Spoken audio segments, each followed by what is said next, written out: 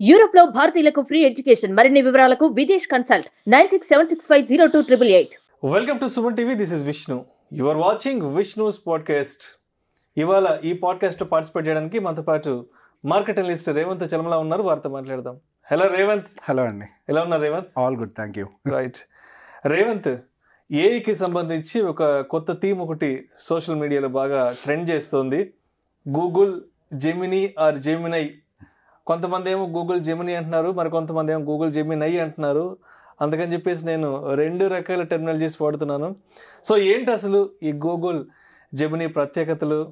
రాబోయే రోజుల్లో దీని వాడకం ఏ విధంగా ఉండే అవకాశం ఉందంటారు? ఫస్ట్ అందరూ మీరు అన్నట్టుగానే గూగుల్ జెమినీ అని కొంతమంది అంటే మన తెలుగులో రాసేటప్పుడు జెమినీ అని రాస్తున్నారు, బట్ దాన్ని ప్రొనౌన్స్ చేయడం మాత్రం గూగుల్ జెమినై అనే ప్రొనౌన్స్ చేస్తుంది మనకు వరల్డ్ మార్కెట్ అంతా. So okay, coming to that, first అసలు మనకి దీన్ని మనం ఫస్ట్ ఒక మంచి కాంపిటీటర్ టు చాట్ జీపీటీ అని చెప్పాలి. సో మనకి ఈ చాట్ జీపీటీ అనేది ఎప్పుడైతే ఆ మార్కెట్లోకి వచ్చిందో ఆ టైంలో గూగుల్కి ఒక రకంగా మనకి ఎగ్జిస్టెన్స్ క్రైసిస్ కూడా వస్తుందేమో అని ఒక భయం మార్కెట్కి వచ్చేసింది. అంటే బేసిక్గా చాట్ జీపీటీ అనేది చాలా చిన్న platform when compare to Google.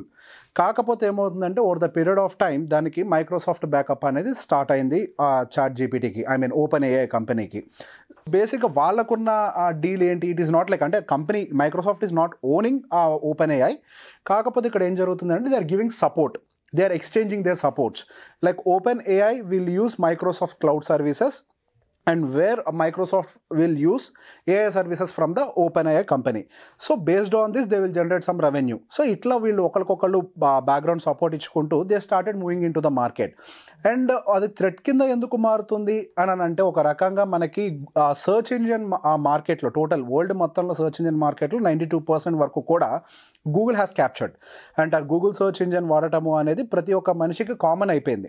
And of course there are other search engines also, మనకి బింగ్ అంటే మైక్రోసాఫ్ట్ రిలేటెడ్ బింగ్ ఇట్లాంటివి అన్నీ ఉన్నప్పటికీ కూడా ఎంటైర్ మార్కెట్ని మాత్రం ఒక రకంగా క్యాప్చర్ చేసింది, మోనోపోలీ గేమ్ లాగా ప్లే చేస్తుంది మాత్రం గూగులే. ఎప్పుడైతే ఈ మైక్రోసాఫ్ట్ అనేది మనకు ఓపెన్ ఏఐతో కొలాబరేట్ అయిందో వాట్ హ్యావ్ డన్ అంటే వాళ్ళు ఈ chat bot with Bing, so ఈ రెండు కాంబినేషన్లో రిలీజ్ చేశారు. సో ఇది over the period of time ఈ గూగుల్ ఎగ్జిస్టెన్స్కే ప్రాబ్లం వస్తుందా అనే క్వశ్చన్ మార్క్ కూడా స్టార్ట్ అయింది. ఎప్పుడైతే ఈ చాట్ జీపీటీ కొంత సక్సెస్ఫుల్గా ఈ 100 మిలియన్ సబ్స్క్రైబర్స్ని అట్లా రీచ్ అవుతూ పోతుందో ఆ టైంలోనే దాదాపుగా మనకు $100 బిలియన్ డబ్బు అంటే స్టాక్ మార్కెట్లో దాని వాల్యూని కోల్పోయింది. Almost within a 1 week time స్పాన్లో మనకి ఆ ఆల్ఫాబెట్ కంపెనీ దాదాపుగా 10% పడిపోయింది. సో ఈ బేసిక్గా ఇది ఒక పెద్ద కాంపిటీటర్ అండ్ థ్రెట్గా ఒక ఆల్టర్నేటివ్ ఆఫ్ గూగుల్గా ఎదుగుతుందా అనే ఒక క్వశ్చన్ మార్క్ కూడా, అంటే the combination of chat GPT and Bing ఈ రెండు కూడా వీళ్ళ యొక్క మార్కెట్ షేర్ని ఏమైనా తీసేసుకుంటాయా అని ఒక పెద్ద క్వశ్చన్ మార్క్ కూడా వచ్చింది.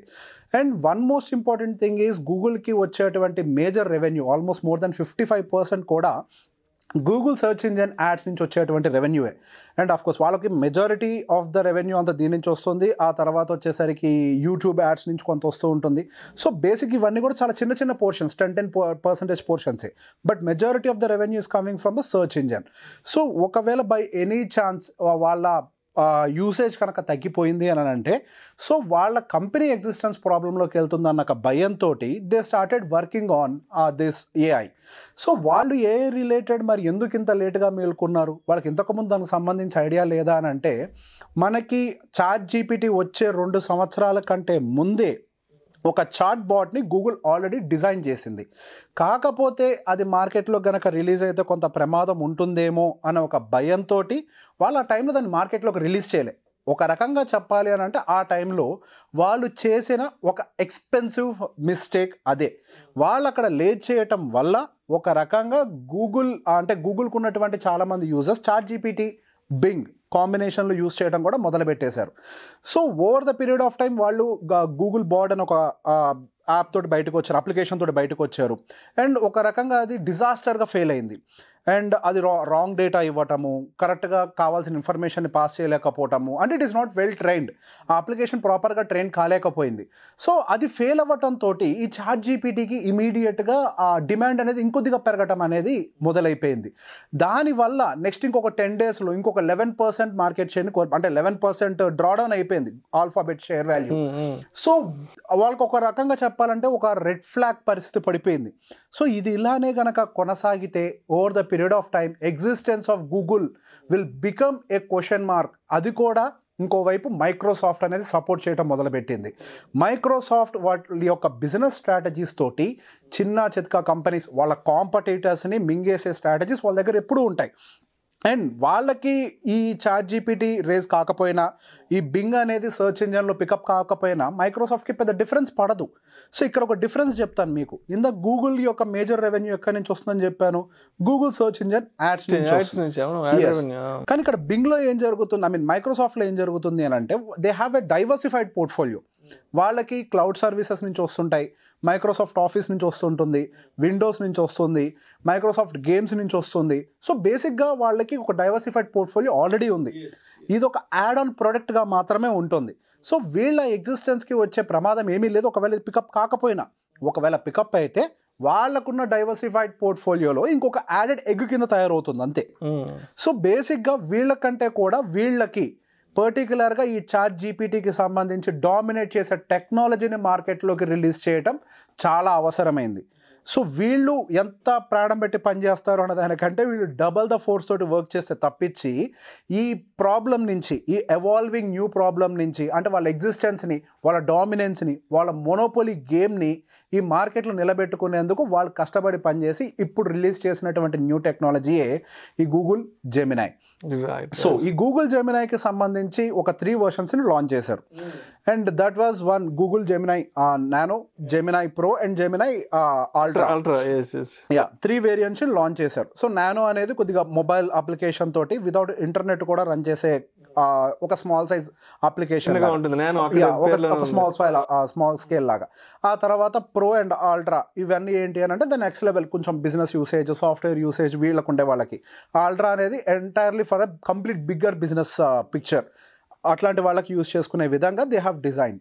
సో ఇప్పుడు వీళ్ళు డిజైన్ చేశారు, ఓకే. సో ఇది చాట్ జీపీటీని నిజంగానే బీట్ చేస్తుందా అనేది ఒక పెద్ద క్వశ్చన్ మార్క్ అందరి మైండ్లో ఉంది. సో ఇంతకుముందు ఆల్రెడీ గూగుల్ బార్డ్ అనేది ఒక డిజైన్ చేశారు, అది డిజాస్టర్ ఫెయిల్ అయింది. ఇప్పుడు వచ్చేసరికి గూగుల్ జెమినై అని లాంచ్ చేశారు. సో ఇది సక్సెస్ అవ్వడానికి ఎంతవరకు ప్రాబబిలిటీ ఉంది అన్న దాని గురించి కూడా మనం మాట్లాడదాం. సో గూగుల్ జెమినై అండ్ మనకి చాట్ జీపీటీని బేసిక్గా సక్సెస్ అవుతుందా ఫెయిల్ అవుతుందా అని చూడటానికి దీనికి ఒక 2 డిఫరెంట్ పారామీటర్స్ ఉంటాయన్నమాట. ఒకటి వచ్చేసరికి నేటివ్లీ మల్టీ మోడల్స్ అండ్ ఇంకొకటి వచ్చేసరికి multi modal system. Natively multi modal system and multi modal system. So ఇక్కడ మల్టీ మోడల్ అనే వర్డ్ మీకు క్లియర్గా అర్థమయ్యేలాగా ఎక్స్ప్లెయిన్ చేస్తాను. What is this natively multi modal and multi modal? Multi modal and natively multi modal అంటే, natively multi modal అంటే అసలు దాని స్వభావమే మల్టిపుల్ అప్లికేషన్స్, మల్టిపుల్ యూసెస్ తోటి ఉండేది. దాని స్వభావం నేటివ్లీ ఇండికేట్స్. మల్టీ మోడల్ అని అంటే ఒకదానికొకటి ఫీచర్ యాడ్ చేసుకుంటూ వెళ్ళేది. You got my point? So బేసిక్గా చాట్ జీపీటీ అనేది మల్టీ మోడల్ సిస్టమ్, ఒకదానికి ఒకటి యాడ్ చేసుకుంటూ పోవాలి ఫీచర్ని. As of now chat GPT ఎలా ఉంది? In the form of text. Image processing కోసం దానికి ఒక యాడ్ ఆన్ అప్లికేషన్ ఇచ్చారు, ఓకే. బట్ ఇక్కడ గూగుల్కి అడ్వాంటేజ్ ఏంటి అని అంటే it can process any kind of data. It can process text, image and sound.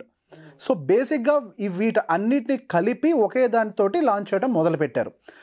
ఇప్పుడు దీనికి ఈజీగా అర్థమయ్యే విధంగా చెప్తాను. స్మార్ట్ ఫోన్ ఉంది, ఒక కెమెరా ఉంది, ఒక కెనాన్ కెమెరా ఏదో కెమెరా ఉంది. స్మార్ట్ ఫోన్ యొక్క పని ఏంటి?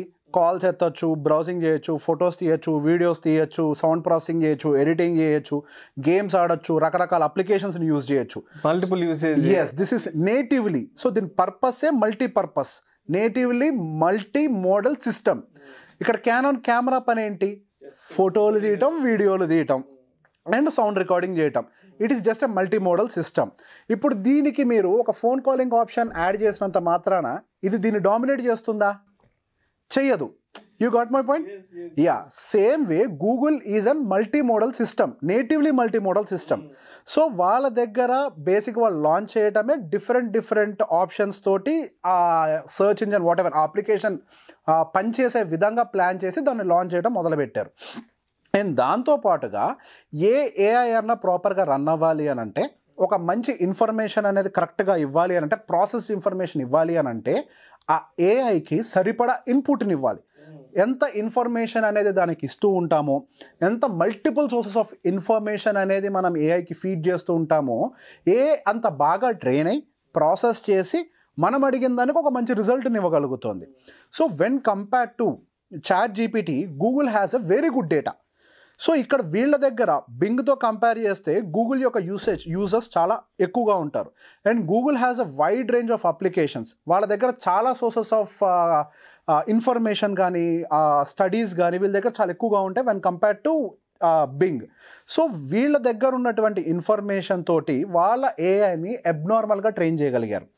ఇన్ఫ్యాక్ట్ మనం వాడుతున్న మన ఫోన్లో యూస్ చేస్తున్న ఇన్ఫర్మేషన్తో సహా, మనం అప్లోడ్ చేస్తున్న డాక్యుమెంట్స్తో సహా ప్రతి దాన్ని మనం గూగుల్ పాలసీస్కి పర్మిషన్ ఇస్తాం కదా, అందులో క్లియర్గా రాసి ఉంటుంది, your information will be used for developing of our products for giving a better experience to the users అని. సో బేసిక్గా వాళ్ళకి ఎటువంటి లీగల్ ఇష్యూస్ లేకుండా మన దగ్గర ఉన్నటువంటి మనం ఏదైతే డేటా వాళ్ళకి ఇస్తున్నామో ప్రతి డేటాని వాళ్ళు యూజ్ చేసుకునే రైట్ వాళ్ళకి లీగల్గా ఇచ్చాం. వీళ్ళ దగ్గర ఆ లీగాలిటీ లేదు. సో ప్రతి లీగల్ డేటాని వీళ్ళు యాక్సెస్ చేసి ప్రాపర్గా స్టడీ చేసి మనకి గూగుల్ జెమినీ అనేది ఒక మంచి ఇన్ఫర్మేషన్ ఇవ్వడానికి ఉపయోగపడుతోంది.